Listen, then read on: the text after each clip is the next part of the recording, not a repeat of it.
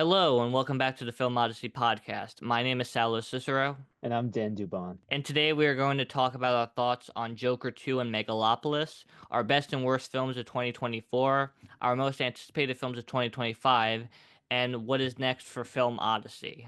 I'd say, if I say it's been a while, I feel like for our viewers, our listeners, and just for us in general, that would be an understatement. It's been a crazy year.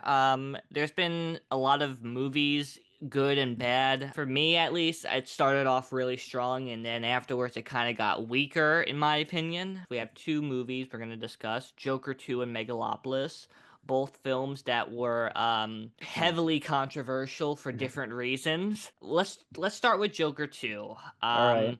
So as we all know, the first Joker movie was significant in 2019, came out in October. It got highly controversial reactions from the public, but the movie definitely made a huge impact and made a lot of money. I liked it surprisingly, although my appreciation has gotten lower and lower, but I still enjoy the movie a lot. It won the big prize at the Venice International Film Festival with the Golden Lion, which is a high prestigious honor. It made $1 billion, becoming the most profitable R-rated movie of all time. It won an Academy Award for Best Actor and Best Original Score, and it had the most nominations from BAFTA and the Oscars. So it was a humongous win.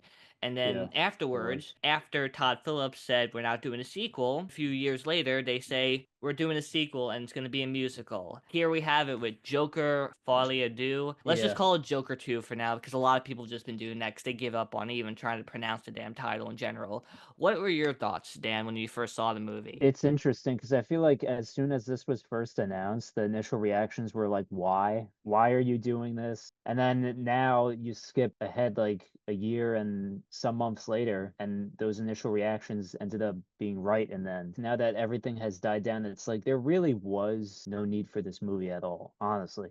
The only reason it got made was because the first one made $1 billion and surpassed all of Warner Bros.'s like expectations, right? Yeah.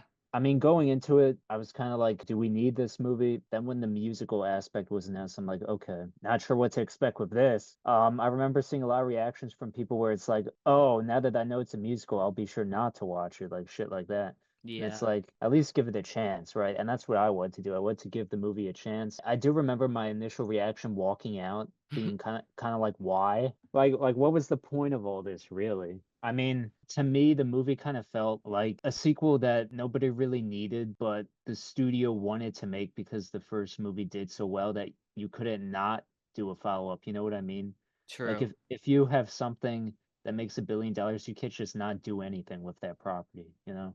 Yeah. So I don't know. I do think the overall movie did have potential, but I think the main problem is that every step of the way, I feel like the worst decisions possible were made. If you were gonna make this movie, I did feel like there was a better way to do it. I think right now this is sitting at like a 5 point something on IMDb, which is kind of crazy. Because if you Yeah. if you look at the first one on IMDb, it's at like a fucking 8, which is insane. Because Yeah. I think this is the biggest drop off for a sequel that I've ever seen. Most likely. Yeah, I can't really remember a sequel where the first film did so well and then the second one everyone was like, this is like a monstrosity. To me, I think the biggest problem is I feel like Todd Phillips didn't really like the kind of audience he created from the first movie. And when making the sequel, he was like, you know what? To anyone who related to the Arthur Fleck character, fuck you. I'm going to show you that this is not a guy you should want to be or relate to in any way, shape, or form. And then he just, spoiler alert, metaphorically and literally kind of killed off the Joker character in this movie. And yeah, I mean, we saw the reception and how that went. It was a gamble, but unfortunately, the gamble did pay off.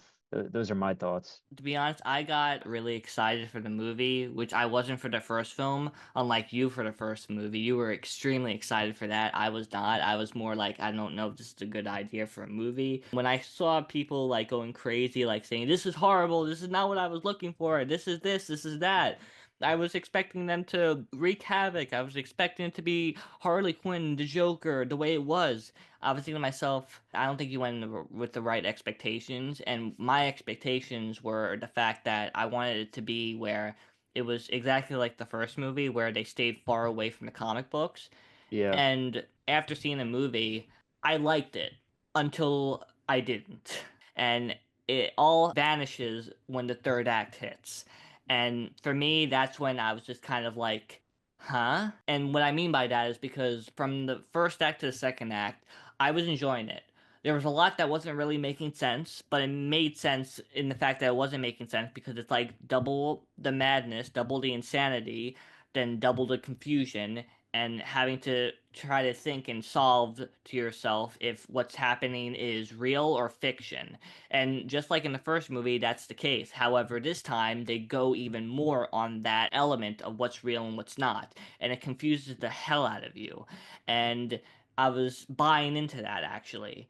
But then the whole thing in the third act just completely destroys it all. Like, here's what I like. I like the fact that Harley Quinn and Joker were not at all that from the comic book. He's not the clown prince of crime. They told you that before, and they showed you that in the first movie. And I was thinking to myself, I don't understand what the problem is with this one because people are upset he's not the Joker. He was never the Joker to begin with. And they told you that in the first movie. They showed you that, and Todd Phillips was even explaining he's not the Joker. He's just a man who is deeply ill and who turns to violence. But the thing about that, if that's what he wanted to get across, why even call the movie Joker? As you saw it, or as you probably heard with the whole history behind how Joker happened, he saw a superhero ad. He saw a poster when he was driving. And I believe he said, what if we made something where it was like that, but turned it into like a Scorsese or indie film? And that's where he came up with Joker. And I respect that idea. However, I do understand your point where it's like, why call it Joker? Why not call it like mentally ill person, the movie?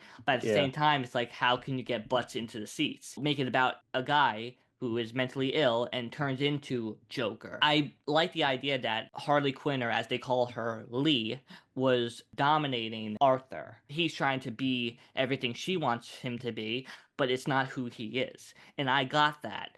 However, it's when the third act hits that everything goes south in the You, worst way possible. after the spoilers for people who haven't seen this, when the courthouse explodes, right? Yeah, And then he's wandering on the streets, and then he sees like Lee on the stairwell or whatever, and then yeah. she's like singing, and then he's like, stop singing. That's when I kind of started to check out of the movie. When he was telling her to stop singing. Well, no, just that whole scene, because if you think about it in terms of the movie's plot, like if Arthur accepted being the Joker, what would have happened with her and him? How would that have went? That's the whole thing, though. What would have happened because that's not him. Like, would they run away together? Like, is that what would have happened? Or, I mean, I But guess we'll never know, but true, but I feel like, in my opinion, I feel like she was gonna make it where they were the king and queen. But it's yeah. like Todd Phillips saying, we're not doing that. In that way, it's like an FU to the fans, and like, that's the way they can go, but that's not what I'm doing.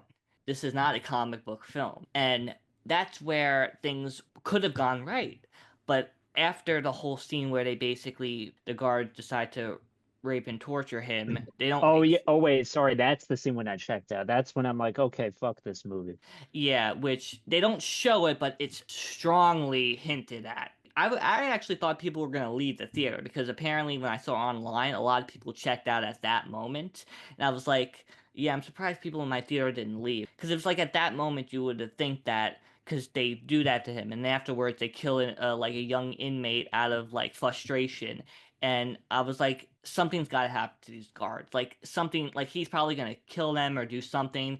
Nope, they win. I'm not Joker. It's just Arthur. And afterwards, the real Joker kills him, scars himself by carving a knife into his face to make him Heath Ledger's Joker. And I thought that was really stupid. By the time the movie ended, I was trying to think to myself, why? These are going to be my final remarks on this movie. Even though Arthur Fleck wasn't the Joker, I think Todd Phillips was. I'll say that. Well, Quentin Tarantino stated that, and he got criticisms for it, and he Well, told I think everyone to he's go. right though.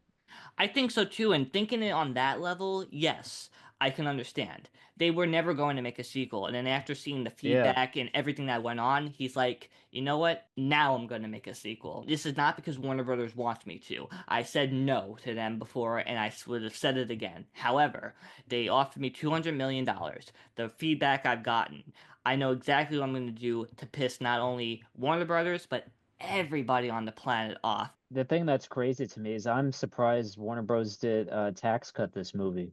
I'm surprised too, but you want to know something? They offered him $200 million to make this, and they probably didn't know anything. And you want to know something as well? If you look at the whole reasons of why this movie failed, there's a bunch of reasons. He wanted nothing to do with DC or James Gunn. They gave him tons of notes. He's like, I'm not taking any of those notes. They had a story, they had a script, but instead, they decided to write different scenes and add new things on a paper napkin.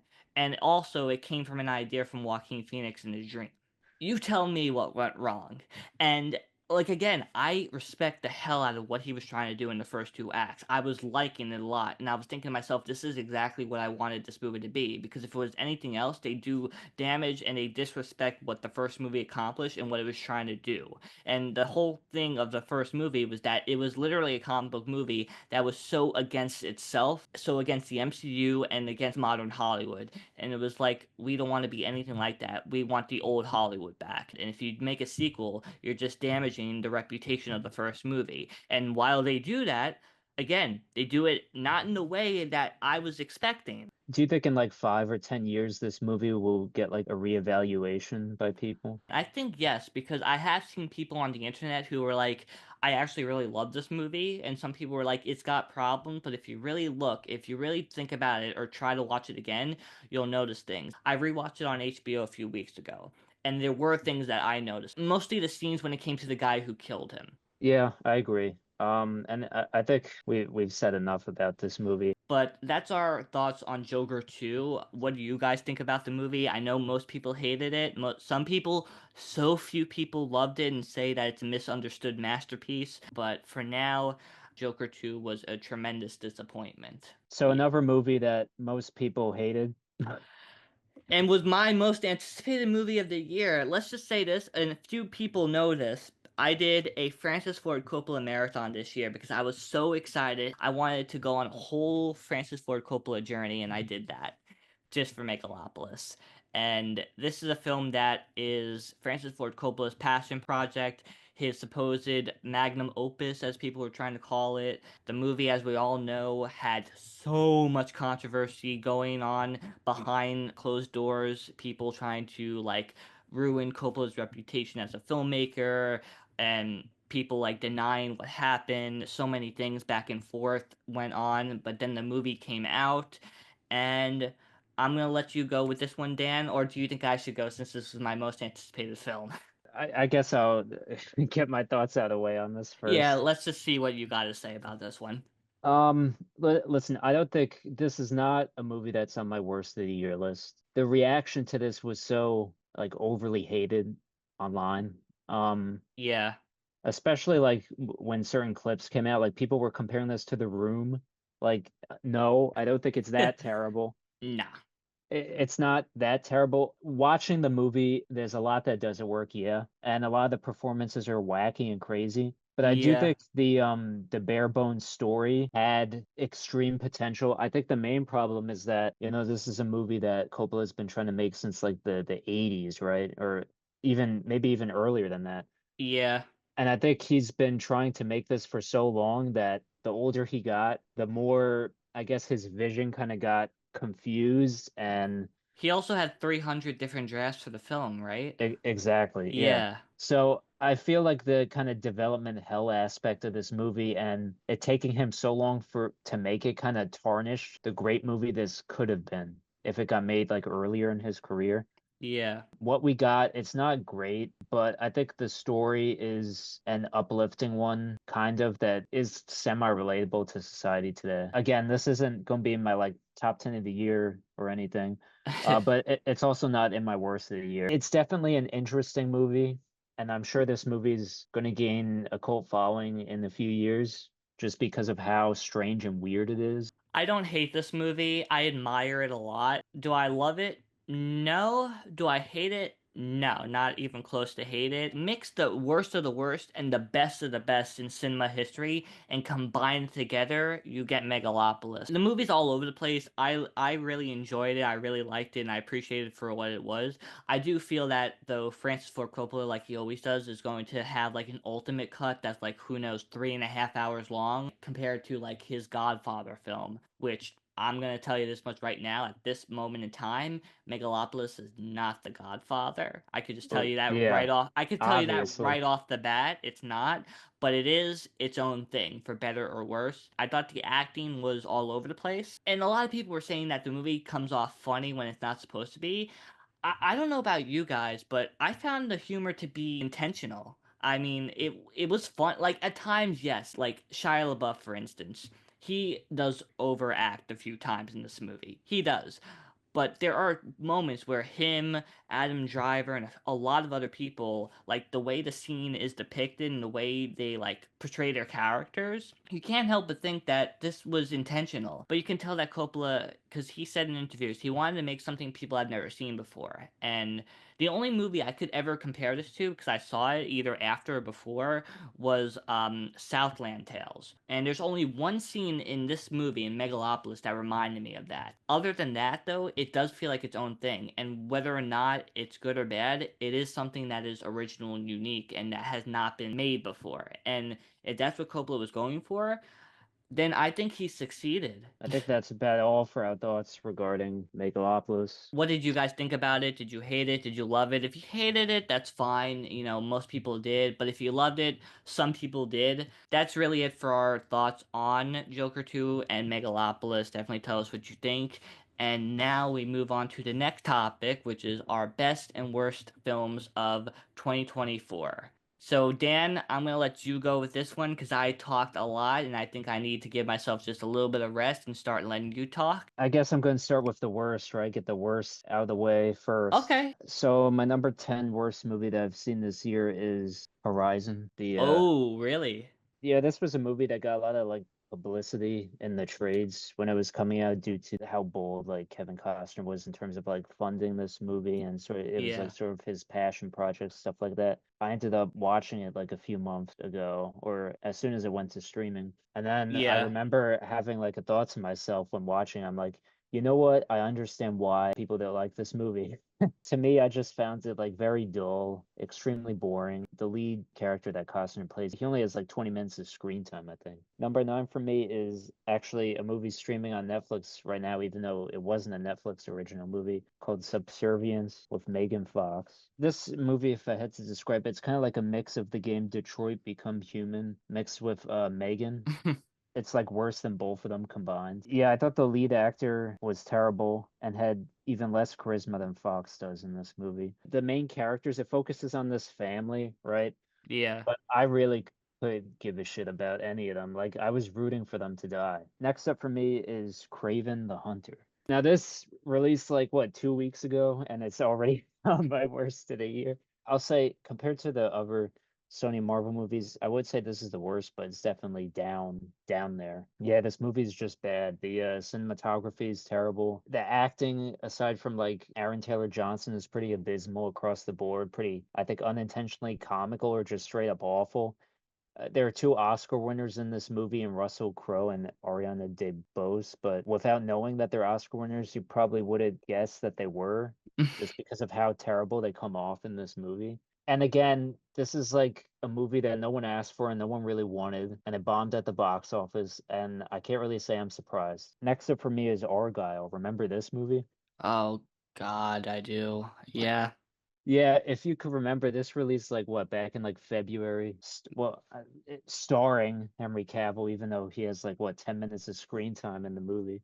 Starring Dua Lipa, even though she has less Mm-hmm. screen time than him, and Starring also John Cena. even though he has, I think, even less screen time than the two of them. Yeah, this movie was just terrible. The story was stupid, Yeah. and on top of that, this costed like what 200 million to make, and it just looked terrible. Just an abysmal movie. And if you haven't seen this movie, don't watch it. Don't waste hours of your life on this movie. Next up for me, my number six worst of the year is a Netflix original called Damsel. This was fucking terrible, man. Millie Bobby Brown running around in like CGI caves, CGI dragon. To let the viewers know, I did actually intentionally watch this movie. It was just on in my house, and then I sat down, but I couldn't force myself to walk away when watching it. because it was just so captivating on how terrible it was to me. Next up for me, my number 5 worst of the year is the Crow reboot. I mean, the original Crow is like a cult classic for good reason. It was just like there was no chemistry between the two leads, and the movie's just boring. Like, I don't know how you make a movie like this boring, but until like the final 20 minutes is when I'd say this movie finally picks up, but then it's like too late by that point. Wow.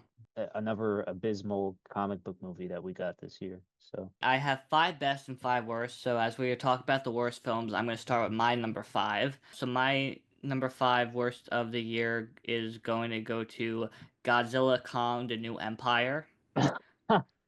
I was debating putting that on my list, but I didn't.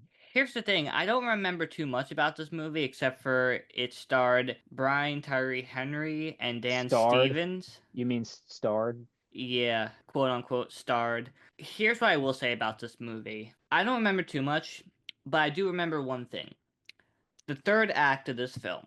And I know some of you will be like, "Oh, you're going to say it's the worst cuz it's the third act." This movie was shit in general. But the third act of this film, I literally thought I was watching Michael Bay's Transformers in the theater. But yeah, the movie was terrible. Adam Wingard, you got to do something else, man. Godzilla vs Kong was shit as well. The writing was terrible. The characters were lame, and everything was just so like basic and cliched, and yeah, it's not going to be remembered anytime soon. I forgot about it until I saw it on this list, and I was like, oh yeah, that's right, this was a movie I went to go see in theaters, and it was that bad. My number 4 worst of the year is another Yeah. Netflix original Mm. called Trigger Warning, starring Jessica Alba. If you don't know about this movie, good on you, because it was I mean, listen, you're probably better off not knowing about it, and also was barely marketed. I can't tell you why I watched this movie. I just saw it on the homepage and I clicked on it. You know what this reminded me of? It's like if a Steven Seagal movie was made today. That caught me off guard, I'm sorry. Yeah. So my number 4 was also, as we talked about, February, Argyle.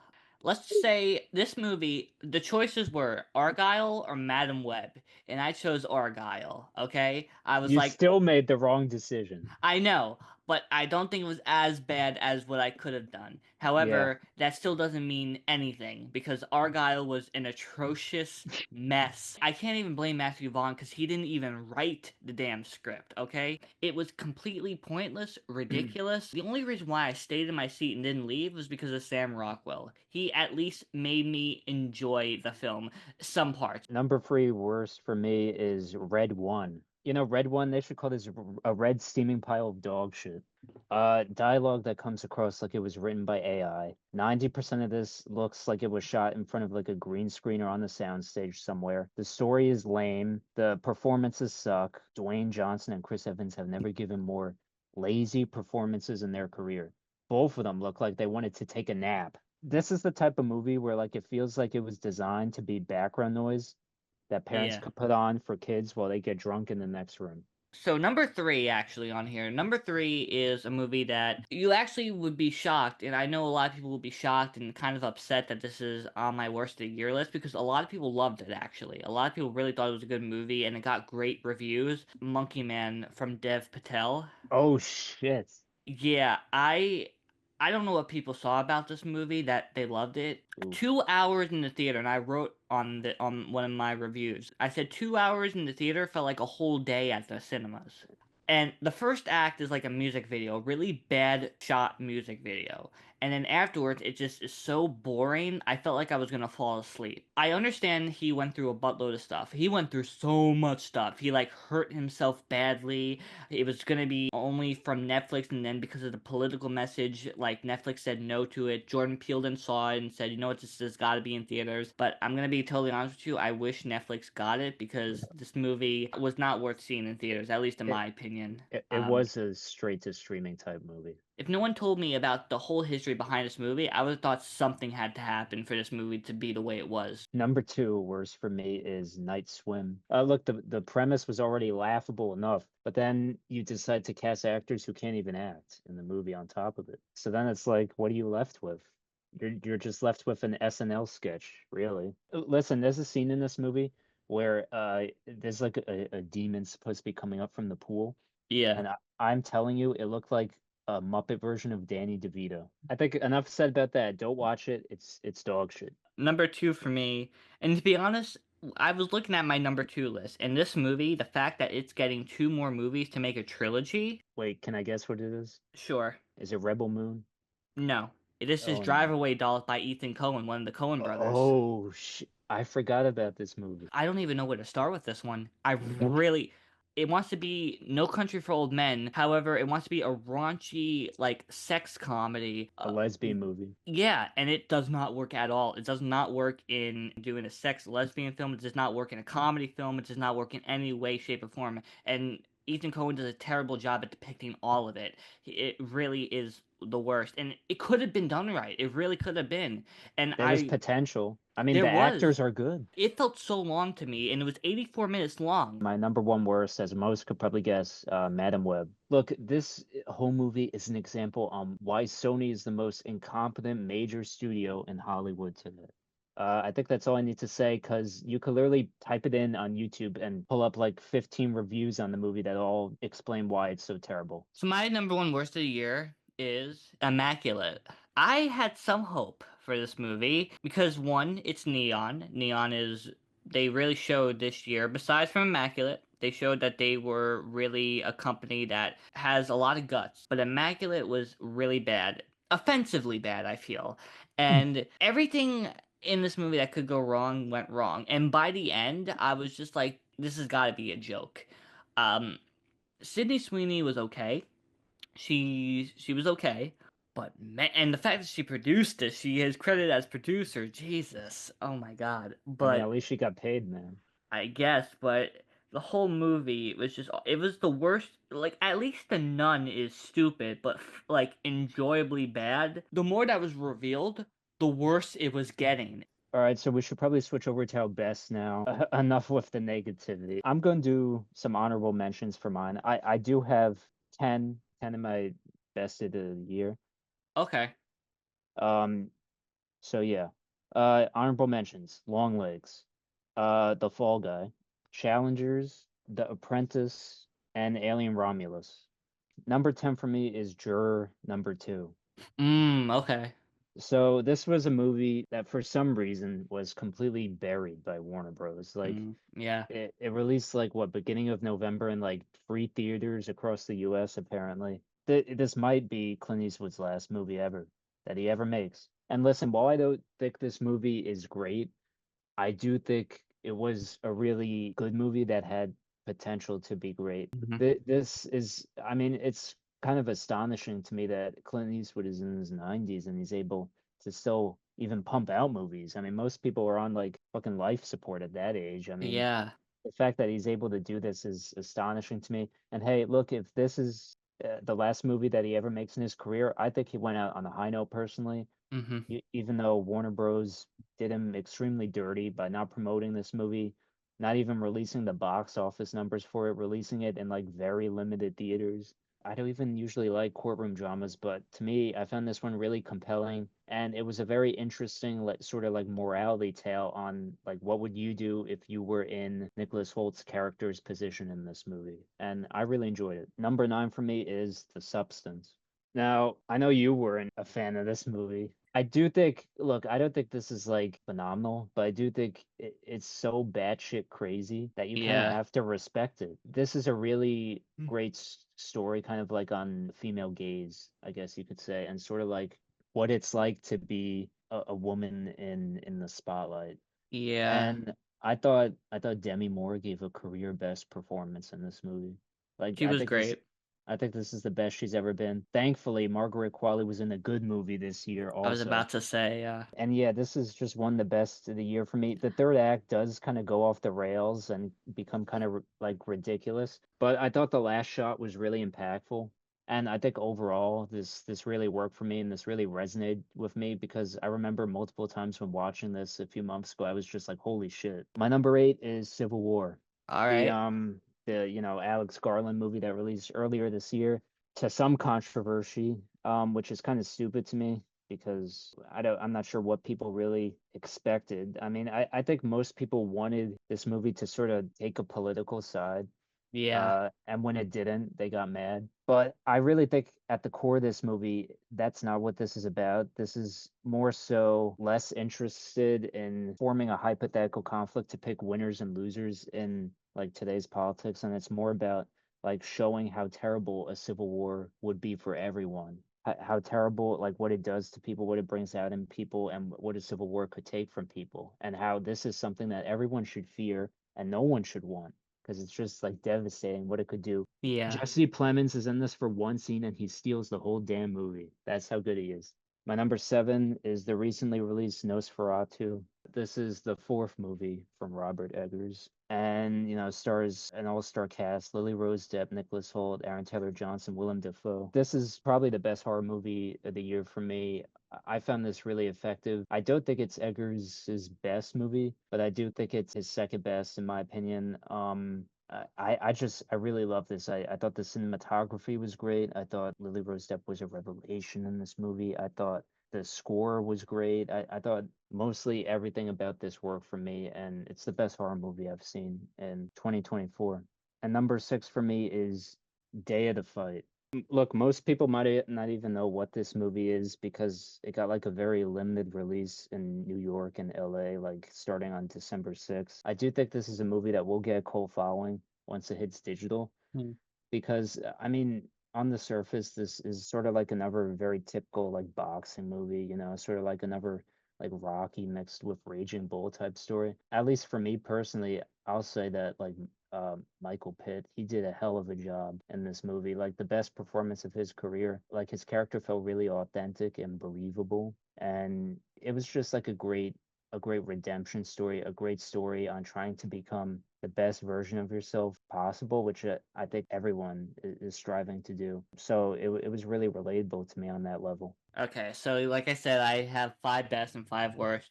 I also have honorable mentions. First up on my honorable mentions is going to be, as we spoke about before, Megalopolis, Longlegs, The Fall Guy, Honora, and Furiosa: A Mad Max Saga.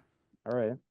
So at number five is going to be for me Challengers. Now Oh, wow. I was not expecting this movie to be on my radar. Luca Guadagnino, Zendaya threesome tennis movie, and what everyone saw, and that's what got people excited, and that's what got me just rolling my eyes like this is bullshit. The way the trailers were marketing it as where it's like she's a big tennis player and something happens to her and then years later she has to go and train. Boy, was the marketing so off. The directing by Luca Guadagnino was amazing. Zendaya, I think, did a great job, but I think the real standout here was Josh O'Connor. The only reason why this wasn't like a 5 star for me is just because it was just a little too long. But other than that, aside from Call Me by Your Name, this was probably my favorite Luca Guadagnino film. My number five best is Doom Part Two. Another Zendaya movie. Yeah. Look, everyone by now has already talked about how good this movie is. I do think this is on the list of superior sequels, but yeah, I really like this movie. It's definitely like in the top two like big blockbuster movies released this year for me. I really like this. I thought all the performances were great. The entire cast killed it, especially Timothy Chalamet, who I thought, like, I didn't know he was capable of giving a performance like he did in this movie, honestly. I didn't think he would ever come off as like intimidating to me, but I thought Austin Butler was terrifying in this movie, and I'm really excited for the third movie. For my number four, it's going to be I Saw the TV Glow. When I see movies, I have to usually process it, but this was one of the few movies this year where once I got out of the theater late at night, I literally had to just think about it for a couple of days because it was something that I needed to just process. And the more I thought about it, the more I just loved it. Jane Schoenbrunn, who is a non-binary filmmaker, in 2021 they made the film We're All Going to the World's Fair, which has the same feel and tone as I Saw the TV Glow, which is very much somber and it works very well and it makes you think a lot. And I know a lot of people were kind of mixed on this film, which is understandable because it's not exactly a horror film, it's more of a drama, but there is so much that spoke with me in this movie. There was one scene where, and I'm not going to try to spoil much, but there's one scene where one of the characters, you just see them walking through the hallways in school, and there was so much that I caught on screen, like things about my childhood, how the feeling it is to be in school, being in your own world, and trying to relive youth again and the simple times that we had that we didn't know we had and didn't know were going to slip away eventually. But yet there's still so much more that is shown and that is being explored, and everyone can take away their own into this movie. My number four best of the year is A24's A Different Man. Now, this is a movie that for some reason got kind of buried by A24. Like, I think it was released in like limited theaters back in September, but like no one was talking about it. You Yeah. know, it got completely shut out of awards, and it's a shame because I think Sebastian Stan, he gives a career best performance in this movie. I think if you're an introvert, and I used to be a big introvert, you'll find this movie very relatable because this movie really is at the core of it. It's about people who struggle to make friends or meaningful relationships while others around them, seem to have no problem. And I feel like everyone could kind of relate to that. And oftentimes, the first thing people blame are their looks, right? But oftentimes, the real problem is personality. And I thought, Adam Pearson, who plays the earlier version of the character in this movie before he undergoes his transformation, is also extremely effective. And knowing that he suffers from this condition in real life, I think makes it the movie that much more impactful. I don't know. I'm kind of at a loss of words for what else to say about this because Mm. I feel like it's the type of movie where you kind of just have to see it to understand it and sort of like believe it. Number three for me, and as we talked before about nunsploitation, this came out during the same time as Immaculate, and this looked like it had potential, and oh boy, did it deliver. The First Omen. This movie was everything I felt it should have been. It was horrifying, it was disturbing, it was grotesque. If more studios actually learned from this film, we'd be getting so many great horror films that are based on IPs because, in my opinion, I think the original Omen movie is good, but the first Omen I think is the best out of all of them. And how they connected to Damien being born, they did it so smoothly, and it reminded me of like the old school exploitation films in horror of the 70s. And this movie was originally, I believe, NC-17, and Yeah. deservingly so, because there are imageries where, and the acting too is petrifying. My number three best is Furiosa, a Mad Max saga. Mm, I wanted to see this movie in a theater because this might be the last Mad Max movie we ever get, to be honest. unfortunately, yeah. Unfortunately. And it also might be the last movie from George Miller that we ever get, Mm, sadly. Probably one of the best prequels I've ever seen, I think. Anya Taylor-Joy, I thought she nailed the younger Furiosa that Charlize Theron played in Fury Road. I thought Chris Hemsworth gave one of the best performances of his career for sure as the villain here. He was yeah. just great. And I just thought this was a really effective like revenge tale. Number two for me is going to be Alex Garland's Civil War. Damn. Yeah, this movie was just a petrifying experience. I thought some people in the theater were going to leave, and to be honest, if I was just a casual moviegoer, I would have probably seen myself walking out halfway through because there are just some sequences that stay with you. Alex Garland did a fantastic job at depicting this new way of anti-war. Showing through the photojournalist side and the fact that he didn't pick sides, and people were upset about that. But guess what? For the people who are upset about that, they were also part of the commentary that Garland was trying to deliver. Like you said, the Jesse Plemons sequence, the movie is so great. Yet that sequence alone will probably stick with you. Anytime someone mentions Civil War, the first thing you'll probably think about is that sequence alone. I'm never watching this movie again, just to let you know. I love this movie. I said it before, one of the best movies of the year, one of the best movies I've seen, but one that I will never ever watch again because I just can't revisit that. Understandable. Yeah. So number two best of the year for me is Anora. Now this is a movie that listen, like 8 months ago, I didn't even know this movie existed. I didn't even know that this was a thing, that this was happening. I found out at least 6 months ago that this is going to be the next movie from Sean Baker, who of course directed The Florida Project and Red Rocket, which are two acclaimed indie movies. I thought Florida Project was his best movie before seeing this movie. I tried to go in as blindly as possible before seeing this because I know there was a lot of like awards buzz for this online and hype for this online.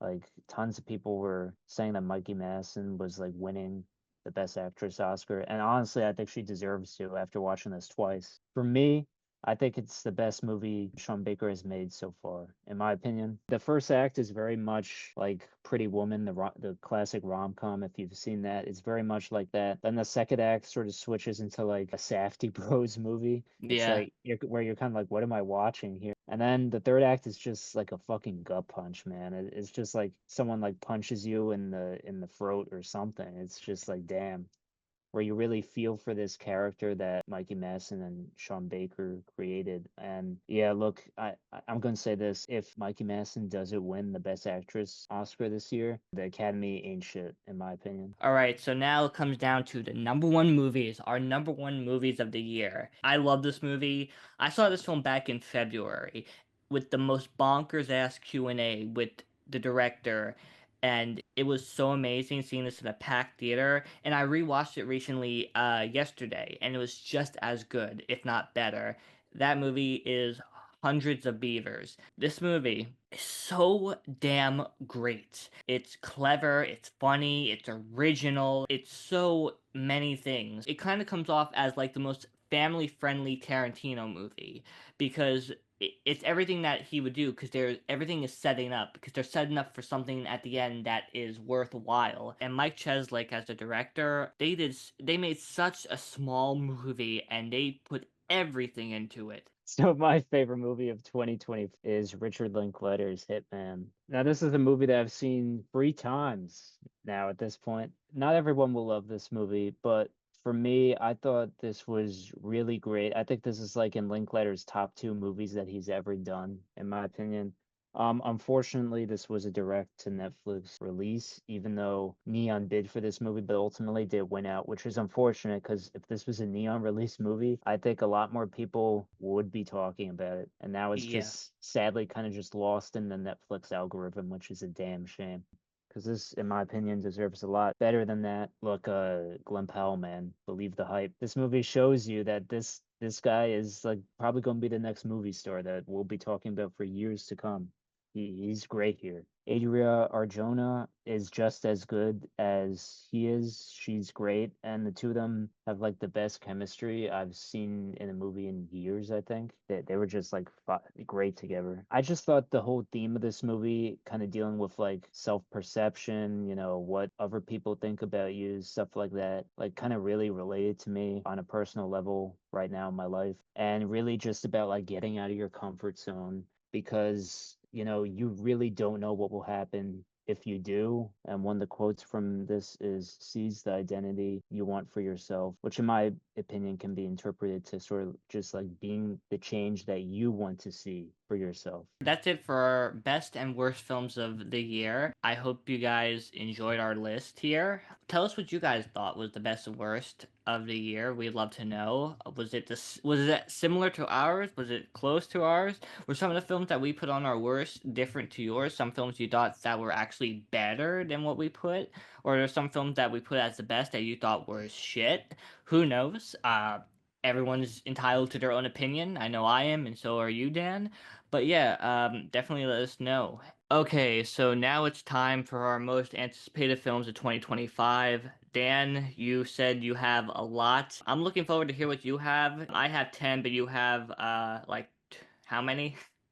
29. I'm gonna just let you have the mic. Trying to breeze through some of these starting off, which is supposed to release in February on Apple TV Plus, is Scott Derrickson's The Gorge, starring, Miles Teller and Anya Taylor-Joy.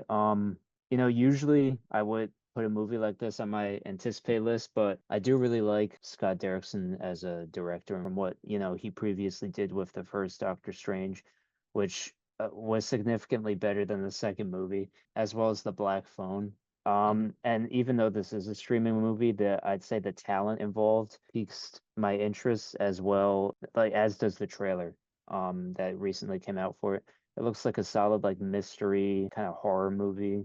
So next up on my list is another streaming movie for Netflix. I actually think I put this on my anticipated for 2024, although it did end up coming out this year. Gareth Evans's Havoc, starring Tom Hardy. This movie had a troubled production. I think it originally finished shooting it like back in 2021, but then I think there were reshoots that happened in like 2022 and then like this year. So I really do hope that the movie ends up coming out great and the wait for this is worth it. I mean, Netflix movies are very dicey in terms of quality, but I do think like if you have a movie from the guy who directed the Raid movies, which most people consider the best action movies ever made, starring Tom Hardy, how could you not get excited for that, honestly? Next up is Bong Joon-ho's Mickey's 17.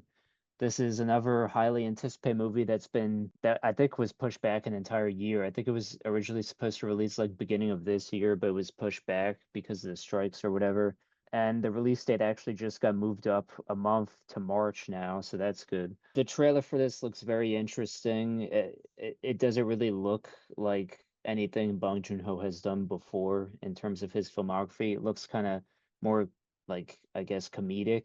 It's clear that Robert Pattinson is having the time of his life in this movie, playing multiple versions of himself. And I'm curious what this movie will end up being. The trailer looked good, and I'm excited for it. Next up is Novocaine. A trailer recently released for this. This is starring Jack Quaid and Amber Midthunder from Prey. The trailer for this made this movie look very interesting to me. Kind of looks like Kick-Ass and like a combination of other superhero things we've gotten before, but I'd say in a genre that's so like overpopulated, it's kind of refreshing to see a movie like this getting released theatrically.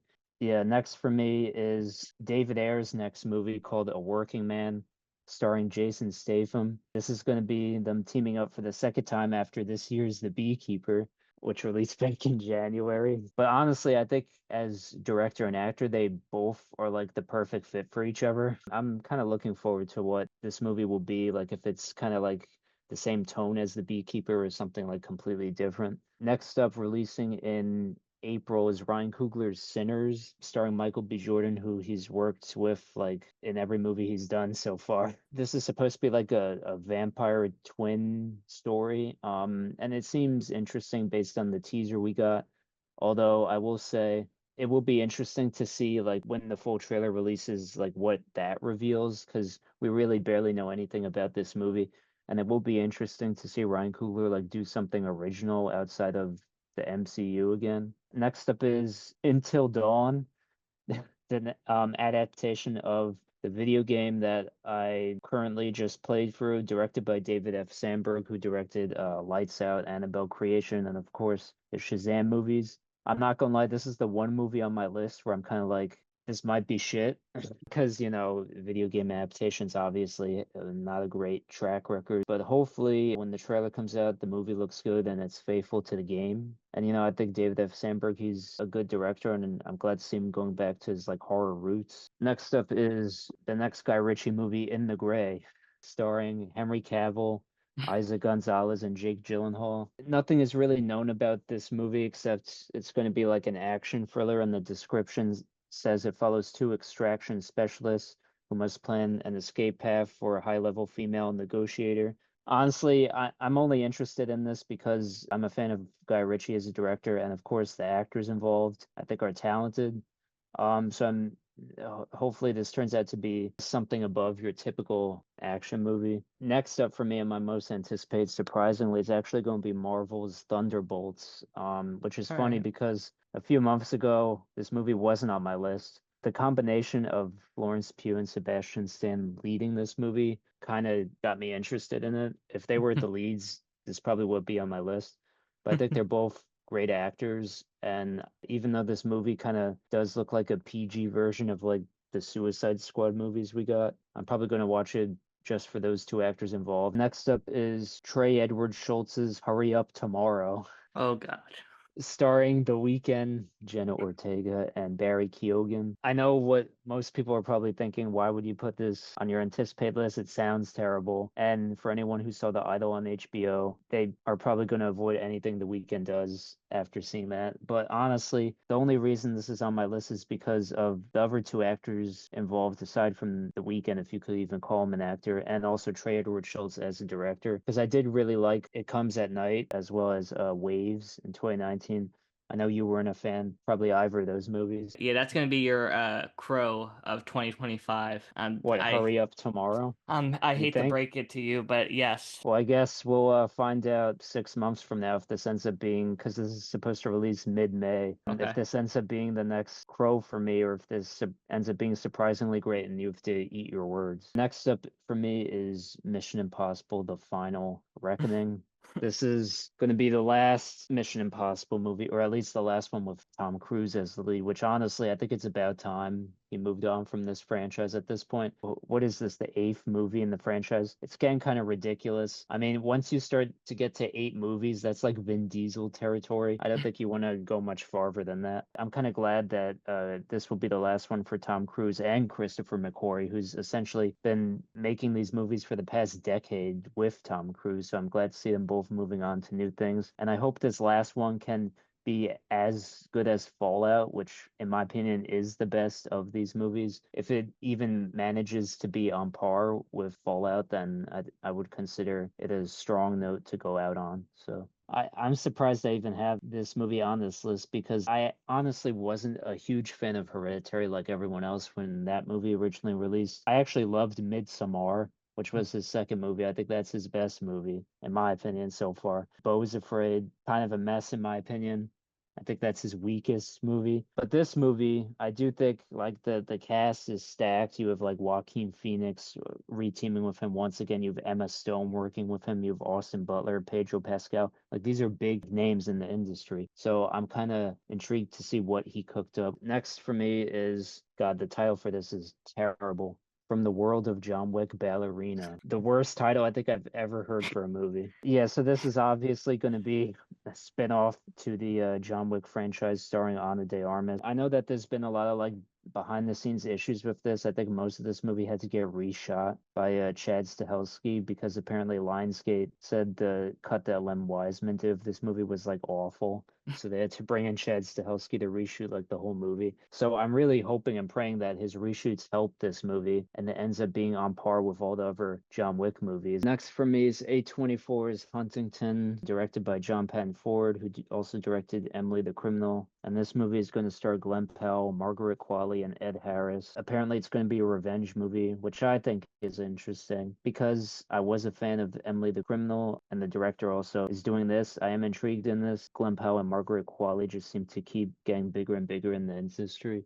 So seeing them in the same movie together, let alone an A24 movie, I think will be very interesting. Next up is going to be Play Dirty, the next movie from Shane Black. This is going to be his first movie since 2018's Predator, which landed him in director's jail. This is going to be starring Mark Wahlberg, Lakeith Stanfield, Rosa Salazar, and apparently it's going to be like an original crime movie, which I think is good because in my opinion, Shane Black's two best movies are The Nice Guys and Kiss Kiss Bang Bang. And if this movie can be on par with either of those two movies, I think he'll have a comeback as a director after that atrocious 2018 Predator movie. Next up for me is James Gunn's Superman. Obviously, I don't really need to explain why I'm anticipating this movie. I mean, just look at James Gunn's track record as a director. It just seems to get better and better with every movie he directs. Also, on top of that, this is going to be the start of like a brand new DC universe. So this is going to be the make or break movie. Based on the trailer we recently just got for this movie, I'd say James Gunn is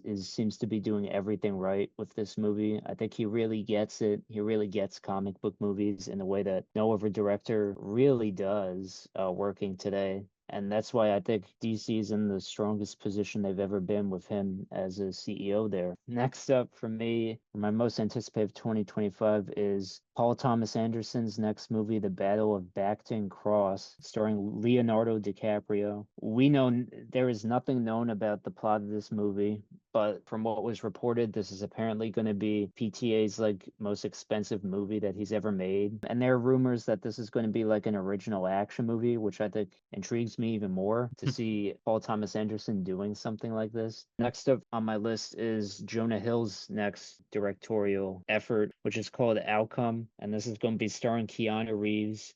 Jonah Hill will also be starring it, as well as Cameron Diaz, who I guess you could say retired, but now she seems to be making a comeback. The plot description for this is a damaged Hollywood star must confront his demons and make amends after he is extorted with a mysterious video clip from his past. I mean, I'm hooked after reading that alone, and I really like Jonah Hill's previous directorial effort, mid-90s. Next for me on this list is another Netflix original, Noah Baumbach's next movie called Jay Kelly, which will be starring George Clooney and Adam Sandler. I mean, I'm interested in this just because of, well, mainly because George Clooney is one of my favorite actors working, and then to see Adam Sandler doing another dramatic role, I mean, who wouldn't want to see this movie? All right, that was a good half list so far, and you still have more to go, which is even more exciting in my opinion. But for me, I have 10 most anticipated movies of 2025. Most of them are IPs, and some of them are original. I don't know what you're gonna think about this one, but number 10 is gonna be Megan 2.0. This When, is on your anticipated of the year list? yeah, believe it or not, Megan 2.0. Did you Um, like the first movie that much? I did actually, and I rewatched some of it like a few weeks ago on cable. And when I knew that this movie was going to be released in January, I immediately just shut off from it completely. I was like, nope. And then the reviews start coming in, and people actually saying it's a good movie. And then I watched it, and I found it both clever, interesting, and amusing at the same time. It was a surprise, especially for something released in January, like the first week of January. And I mean, I owned the 4K steelbook of it, believe it or not. I saw the unrated version, which I actually think was a better version than the one in theaters.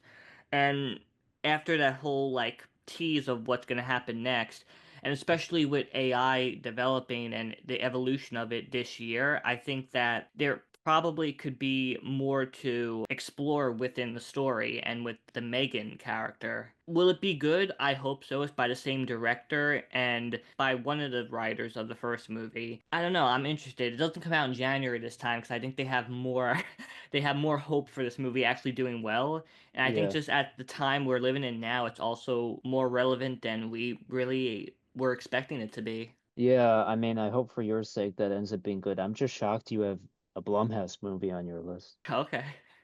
Next for me is going to be Benny Safdie's The Smashing Machine. Now, this movie I'm even more hyped for, honestly, because I think we're going to see Dwayne Johnson give maybe the best performance of his career here.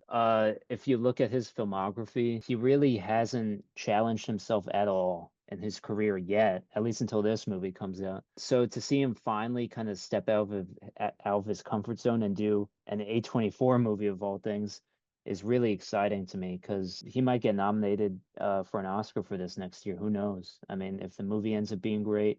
Number 9 is going to be Paddington in Peru. The only reason I'm excited for this movie because it's Paddington. The thing that's a step down for me is the fact that we don't have Paul King a part of it anymore. Yeah, And that's concerning. yeah, and the movie has gotten good reviews, but not great reviews. But because it's Paddington, I'll still go see it. I love the first movie, and I loved the second film even more. Number nine most anticipated 2025 for me is going to be Derek Cianfrance's Roof Man.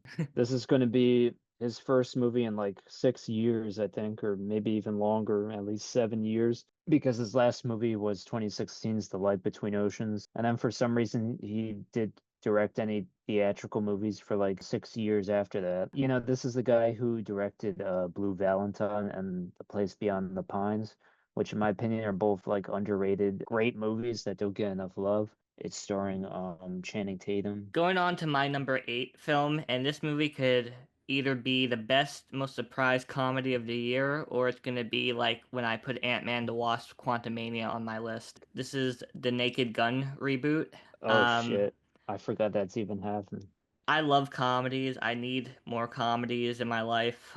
We all need to laugh, and this movie seems like it could have potential.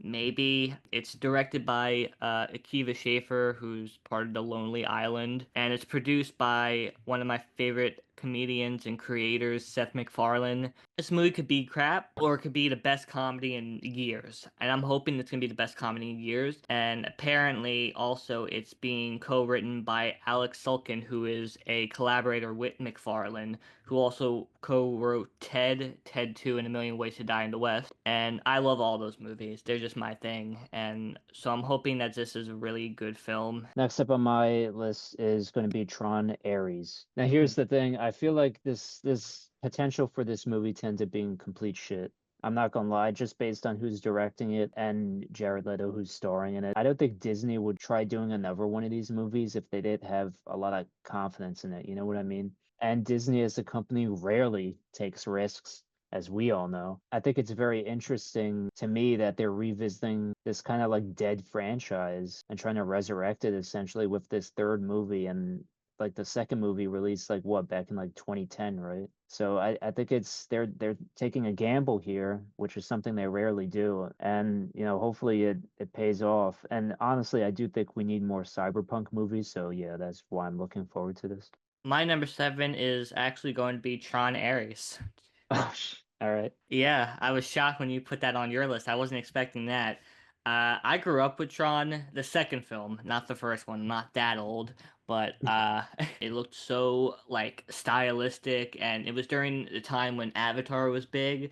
So apparently, a lot of companies were trying to go into the 3D route, and it worked with Tron Legacy. I know it's gained a cult following, but I loved it ever since, and I was such a big fan that I even bought the original film, and I enjoy that one too. And ever since then, I was hoping for another continuation of this franchise. I even watched the Disney XD Tron show, which had one season and it went absolutely nowhere. That's how big of a fan I was.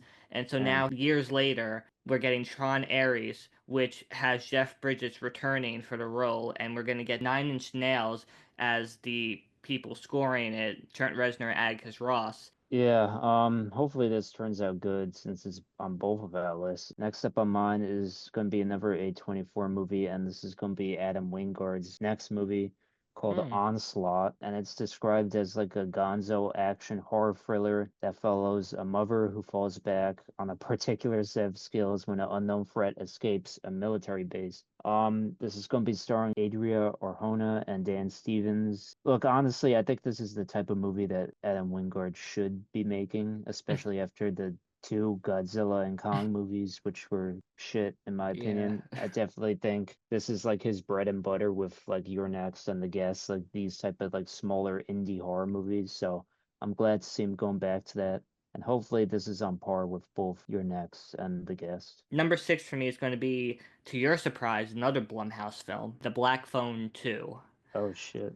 I loved the first movie. It was everything I wanted, like a serial killer horror thriller to be that's set in the 1970s. Scott Derrickson did a fantastic job, and you could tell he's a true fan of this type of genre, and he just depicted it so perfectly. The story was menacing and it was sinister, and yet it was so intriguing and enthralling. And the fact that we're getting another sequel with him directing it and writing it as well with his co-writer C. Robert Cargill, my expectations are high. Next up on my list is going to be Predator Badlands, directed by Dan Trachtenberg. And this is supposed to be, I think this is going to be set in the future as opposed to Prey, which was set in the past. So that's interesting. And I do think Prey kind of revived this whole Predator franchise, which is basically on death's door before Prey released. So, I'm glad to see Dan Trachtenberg kind of get another shot at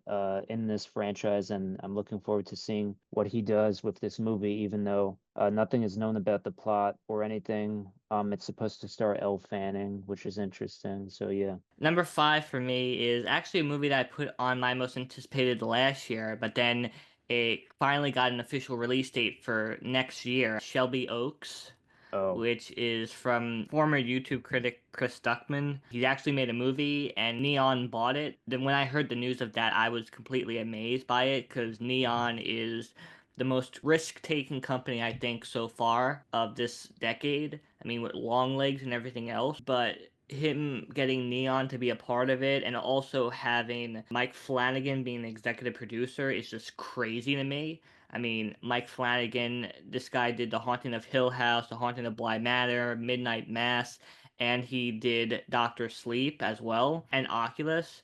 Doctor Sleep I was not a big fan of, however, I really, really enjoyed the director's cut though. But I'm excited to see what he does, Stuckman, because I know he is a huge fan of horror and the genre. My number five is going to be another A24 movie, and this is going to be Christopher Borgle's The Drama, starring Mm. Robert Pattinson and Zendaya. Like you pair these two actors together, and obviously you're going to be very interested in whatever the movie is. I feel like because I feel like they're probably some of the two biggest names in the industry today, or at least one of. Christopher Borgli, he also directed Dream Scenario in 2023, which was also an A24 movie with Nicolas Cage, which I thought was really good and actually ended up being in my top 10 for that year. And nothing is known about the plot of this movie except that it centers on a couple in the days leading up to their wedding, which, that already intrigues me. And with these two actors attached, like, how could you not be interested in whatever this ends up being? Number four, speaking of Robert Pattinson, with number four is going to be Mickey 17 for me. Oh, Bong Joon-ho, this is going to be his first film after his award-winning feature Parasite that came out 5 years ago and will be 6 years ago next year. This movie went through so many delays. I believe the official teaser that came out on YouTube and social media was in 2022, I believe, and then it was supposed to be in 2023, and then the writer's strike happened, the actor writer's strike, and then it got delayed to 2024, and then afterwards they delayed it from January to April, and apparently now they moved it up to March, you said. But I'm excited to see where this goes. I was actually expecting more of like drama, thriller type, like Blade Runner-ish, but also more in the realm of Snowpiercer. However, it's as if Snowpiercer was by the Coen brothers, it seems, because it's definitely got that feel, but there's also a lot of dark comedy to it. Surprisingly, a lot more than I was expecting. Anytime I watch the trailer, I start laughing. It seems Robert Pattinson is going for more of a comedic route, which I respect, and hopefully he does a good job with that. It stars yeah. Stephen Yeun, Toni Collette, and it has Mark Ruffalo in it, as well as many other people. It's based on the book. I hear it's a very complex story, something that you really have to truly understand and get right in order to really adapt this type of story to the big screen. Next up for me is going to be my number four, which is going to be Ryan Johnson's Wake Up Dead Man. This is supposed to be his last movie in this murder mystery trilogy, I guess you could say he's done with Knives Out and Glass Onion, and now this. The cast is also stacked like it was in the previous two movies. Josh O'Connor, Kaylee Spaney, Josh Brolin. Yeah, I feel like this is one of the few streaming movies I had to put on here because for me, I really liked everything Ryan Johnson has done so far as a director. I'm obviously looking forward to this and seeing how he kind of concludes this trilogy of these wacky murder mystery movies he's made. Number three on my list is going to be Superman. James Gunn. I talked about this director for so long with the Guardians of the Galaxy trilogy, and so I have no doubt that Superman is going to be a great film. Will it make $1 billion? Maybe. Depends on how the quality of the movie is, but after seeing the trailer, Gunn's love for the character and all the people who he has kind of brought into this movie and just in DC in general and the way he's rebooted it, I have no doubt this movie's going to be anything but good. Yeah, I definitely agree with you. Yeah. Number three for me is going to be the final A24 movie of this list. And this is going to be Josh Safdie's Marty Supreme, starring Timothy Chalamet, Gwyneth Paltrow, Tyler the Creator, Kevin O'Leary, Abel Ferreira. Very interesting cast here. I'm very fascinated by this. I'm also fascinated that both of the Safdie brothers split up and both have movies releasing from the same company next year. Hey, you want to know something funny? A fun fact, actually. I know someone who is actually a background actor in that movie. Oh wow, that's cool. Yeah, so that's Might gonna see be them in the final cut. yeah, most likely. So that's going to be pretty cool. Number two, which is also A24, my only actually A24 movie on my list, is going to be Eddington. Beside what Dan thinks, I am a huge fan of Ari Aster. I loved Hereditary. That was one of my, if not my favorite films of the 2010s and of all time. Midsommar was fine. The director's cut is better, but it's still not great. Beau is Afraid, that was one of my favorite films of last year. And now we've got Eddington, which has a stacked cast: Joaquin Phoenix, Emma Stone, Austin Butler, and Pedro Pascal. It's supposed to be a multi-genre film: comedy, horror, mystery, western, suspense, thriller. It's a combination of everything. And I really know nothing about this movie except for like hints and rumors about that it's apparently supposed to be taking place during the COVID-19 pandemic, about a couple who like are lost and they like are in New Mexico, and then at night strange things start to occur. Is it going to be screwed up? Most definitely. It's an Ari Aster film, but I'm all for it, and I cannot wait till the first trailer comes. Yeah, I'll blame you. And the fact that the cast is his most stacked yet, I think speaks to how great the script for this movie must have been. Yeah, and it's also his second collaboration with Joaquin Phoenix too, so Yeah, my number two is going to be Darren Aronofsky's Caught Stealing. This is going to also, as a stat cast, Austin Butler, Zoe Kravitz, Regina King, Matt Smith, Vincent D'Onofrio, and this is based on a book that I'm actually currently reading. And I'll say so far, based off what I've read, I could envision all these actors as the characters they're supposed to be playing. I do think it's interesting. I am looking forward to this. I like Aronofsky as director, even though I thought The Whale, which released in 2022, was the biggest piece of dog shit I think I've ever seen.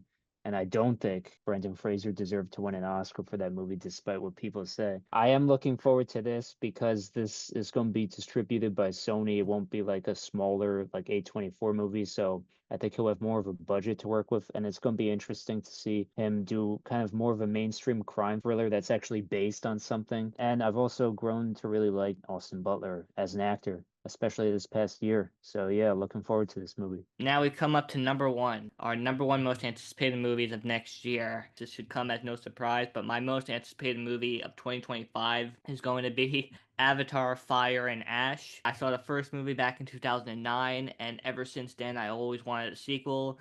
2022, we got Avatar: The Way of Water, which I saw 7 times in theaters, and then afterwards, I just watched it a whole bunch of times on TV and on my Blu ray. This movie actually looks even more promising, and I'm not sure. I don't want to jinx it or anything, but I feel like this might also win over haters and naysayers of Avatar, because this movie is going to dive into some different areas than they have before, because it's supposed to show the dark side of the Na'vi, and there's supposed to be a lot of things that are going to happen, and apparently, as James Cameron has teased, there's going to be stuff that happens. It's not going to be what you expect, but it's definitely going to be what you want. So I don't know what's going to happen, but I'm all in, and I cannot wait to see what's next. All right, so my most anticipated movie of 2025 is going to be Edgar Wright's Running Man reboot. So yeah, this is going to be his first movie since 2021's Last Night in Soho, which I personally wasn't a fan of. But his previous movie before that, Baby Driver,